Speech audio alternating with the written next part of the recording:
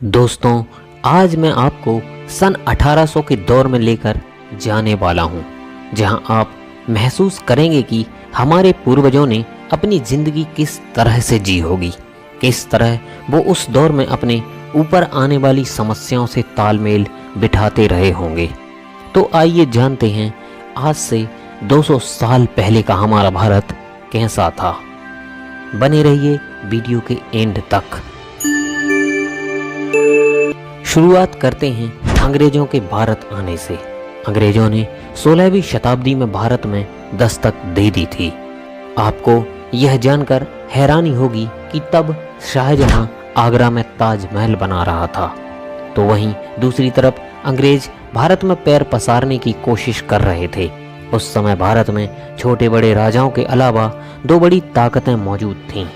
एक थी औरंगजेब की मुगलिया सल्तनत और दूसरी थी मराठा साम्राज्य। अंग्रेजों ने इंतजार किया कि ये दोनों आपस में लड़ें। उन्होंने इसके लिए कई कोशिशें भी की और धीरे धीरे अंग्रेज भारत में सत्ता में आने लगे। इसके लिए अंग्रेजों को कामयाब होने में 100 साल से भी ज़्यादा का समय लग गया था।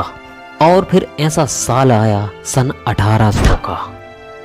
आज से करीब 200 साल पहले और आज के भारत में करीब करीब सभी क्षेत्रों में बदलाव हो गया है।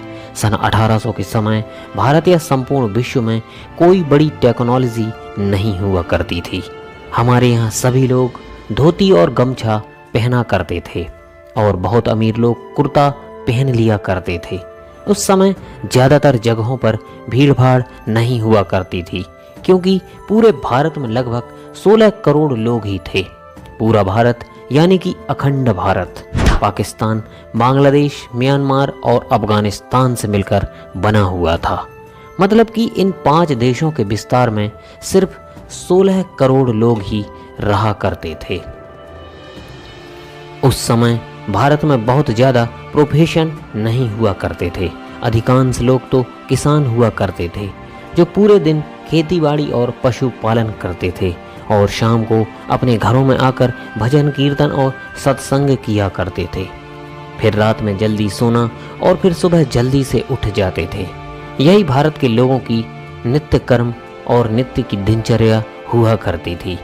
तब लाइट्स नहीं थीं, इसलिए शाम को भजन या ईश्वर पूजा में बाधा ना आए, इसलिए दिए जलाए जाते थे। कुछ लोग दूसरे कामों को भी संभालते थे, जैसे कुम्हार, धोबी, सुनार, ये सब।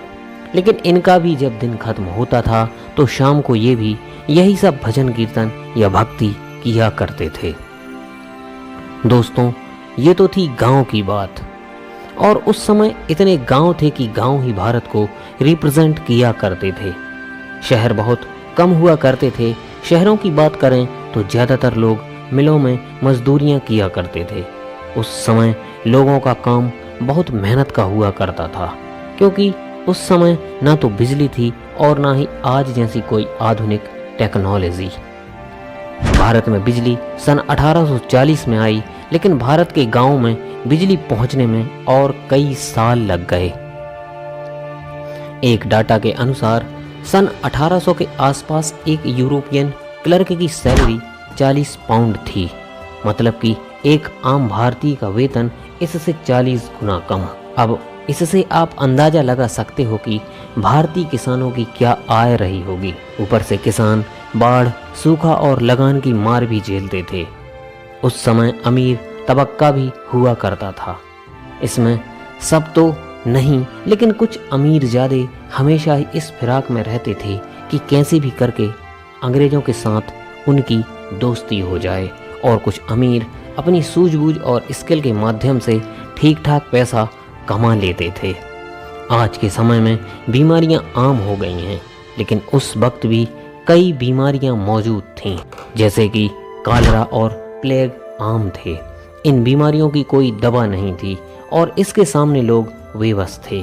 और अधिकतर दिक्कत प्रेगनेंसी में होती थी और जानकारी के अभाव में प्रेगनेंसी के दौरान महिलाओं को अपनी जान से हाथ धोना पड़ता था और इसके कारण कई सारे बच्चों की भी जिंदगी खत्म हो जाती थी।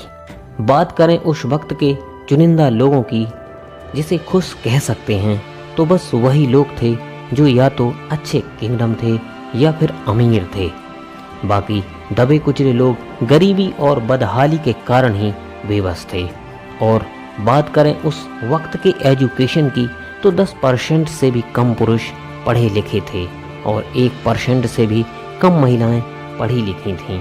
और इनमें से ज़्यादातर आंकड़ा शहरों का ही है। गाँव में तो इससे भी बदतर हालात थे। हालांकि ऐसा नहीं था कि बिना पढ़े लोग स्किल्ड नहीं थे, वो स्किल्ड भी थे और अपने कई कामों में माहिर भी थे। लेकिन कम पढ़े लिखे होने के कारण लगान जैसी चीज़ों में डील नहीं कर सकते थे। भारत के लोग उस वक्त पैसों से चीज़ें खरीदने की बजाय एक्सचेंज व्यवहार मानते थे। जैसे एक मटके के बदले 2 किलो चावल या 5 किलो आटे के बदले 3 किलो दाल।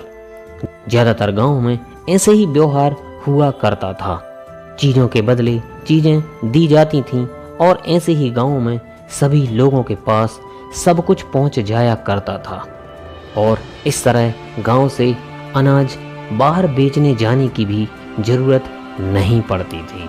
तो दोस्तों, 18वीं शताब्दी का भारत कुछ ऐसा था। उस समय कुछ चीज़ें बहुत ही अच्छी थीं तो कुछ बहुत ही खराब। और ऐसा लगभग हर समय में होता है कि हर समय कुछ पॉजिटिव और कुछ नेगेटिव साथ ही पाए जाते हैं। दोस्तों, कैसा लगा आपको उस समय का भारत, कमेंट करके ज़रूर बताएं। आज के वीडियो में बस इतना ही। जय हिंद।